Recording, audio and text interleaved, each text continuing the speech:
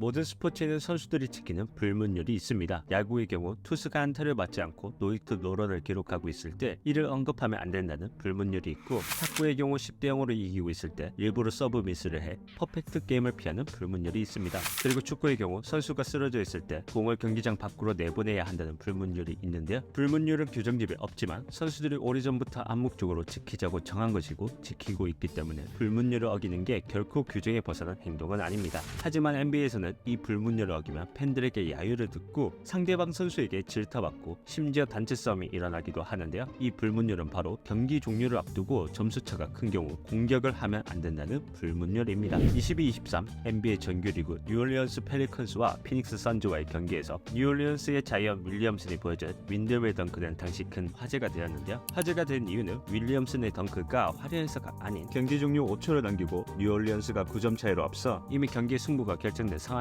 윌리엄슨이 불문율을 깨고 덩크를 했기 때문인데요. 농구는 점수로 승부가 결정됩니다. 경기 종료 10초 전 두 팀이 동점인 상황이라면 승부가 어떻게 될지 모르기에 최선을 다해 공격과 수비를 하죠. 하지만 경기 종료 10초 전 한 팀이 20점 차이로 이기고 있다면 이기고 있는 팀도 지고 있는 팀도 공격하지 않습니다. 10초 안에 20점을 따라잡는 것은 사실상 불가능하기에 이미 승부가 결정되었다고 판단하기 때문입니다. 오히려 큰 점수차로 앞선 팀이 마지막까지 공격하는 것은 상대팀에 대한 매너가 아니라는 게 농구 그리고 NBA에 존재하는 불문율입니다. 야구에서 경기 막바지 큰 점수차로 앞서고 있을 때 도로 하지 말라는 불문율과 비슷한 맥락으로 볼 수 있는데요. 지는 팀 입장에서는 기만 행위로 보인다는 거죠. 윌리엄슨은 불문율을 깨고 마지막까지 덩크를 하며 득점을 올렸고, 이에 피닉스 선즈 선수들과 감독, 코치진은 불문율을 깬 것에 대해 몸싸움을 펼치며 강하게 불만을 표출했는데요. 경기 후 윌리엄슨의 덩크에 대해 피닉스 선즈의 카메론 페이는 스포츠맨십이 없는 것처럼 느껴졌다. 사실상 경기는 이미 끝났었다라고 비판했고, 이에 대해 윌리엄슨은 평소 나답지 않은 행동이었다. 지난 시즌 플레이오프에서 피닉스 선즈에게 패배했던 게 생각나 순간 감정적으로 행동했다며 사과를 내비치는 인터뷰를 했죠. 하지만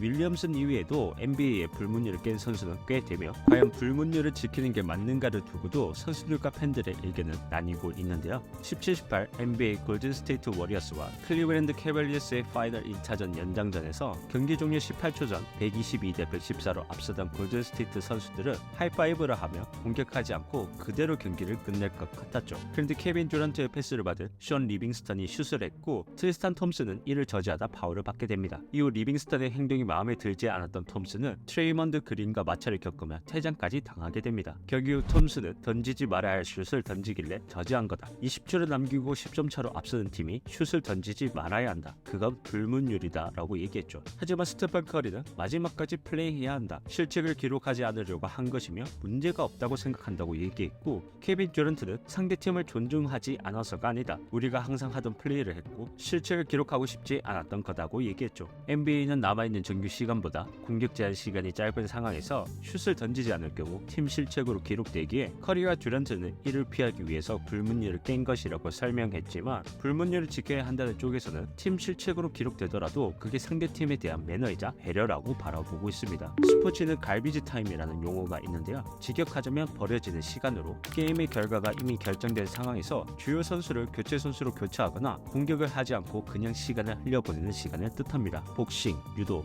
MMA와 같은 스포츠에서는 단 10초 아니 5초 만에 경기 결과가 바뀔 수 있지만, 농구에서는 그럴 경우가 희박하기에 마지막 4쿼터 경기 종료를 앞두고 큰 점수차로 벌어진 두 팀은 보통 가비지 타임을 보내게 됩니다. 그런데 지금까지 가비지 타임을 보냈고 점수차가 큰 상황에서 공격하지 않는 불문율을 지켰다고 해서 앞으로도 계속해서 지켜야 하는 걸까요? 가비지 타임과 불문율에 대해 비판하는 입장에서는 경기 끝까지 최선을 다하지 않는 게 오히려 돈과 시간을 지불하고 경기장을 찾은 홈 또는 어웨이 팬들에 대한 매너가 아니라고 얘기합니다. 팬들은 이기고 있으면 더 큰 점수차의 승리를 바라고, 지고 있다면 조금이라도 점수차를 줄이려고 노력하는 선수들의 플레이를 보고 싶다는 거죠. 그리고 조금 올드한 표현이지만 끝날 때까지 끝난 게 아니라는 말처럼 끝까지 플레이하다 보면 큰 점수차를 뒤집는 기적을 볼 수도 있는데요. 04-05 NBA 정규리그 휴스턴 로켓츠와 샌 안토니오 스퍼스의 경기에서 휴스턴은 경기 종료 47초를 남겨놓고 74대 68 6점 차로 뒤져 있었지만, 트레이시 맥그레이디가 33초 만에 13득점을 올리며 81대 80으로 역전 승리하게 됩니다. 휴스턴이 경기 끝까지 포기하지 않았기에 명경기를 만들어낼 수 있었는데요. 만약 휴스턴이 승부가 기울었다고 생각해 가비지 타임을 보냈고 불문율을 지키려 했다면 이런 명경기는 탄생할 기회조차도 없었겠죠. 시도하지 않으면 아무 일도 일어나지 않지만 시도하면 실패는 실패든 성공이든 어떤 결과를 만들어낼 수 있으니까요. NBA 올스타에 9번 선정된 NBA 스타 폴 조지는 자신의 팟캐스트에서 불문율에 대해 이렇게 얘기했는데요. 사람들이 불문율을 안 지키는 걸 보고 화내는 게 이해가 안 된다. 그 누구도 불문율을 왜 지켜야 하는지 제대로 설명하지 못한다. 그냥 오랫동안 하면 안 되는 거라고 말해왔기에 지켜야 한다고 한다. 그런데 어차피 지는 거면 2점 더 득점하는 게 무슨 의미인가? 만약 점수차가 많이 나는 게 기분 나쁘다면 득점을 더 많이 해 점수차를 줄이면 되는 거다. 경기 종료 전 득점에 겁낼 필요도 기분 나빠할 필요도 없다. 자이온의 경우도 그렇다. 팬들은 화려한 자이온의 덩크를 보기 위해 경기장을 찾은 거다.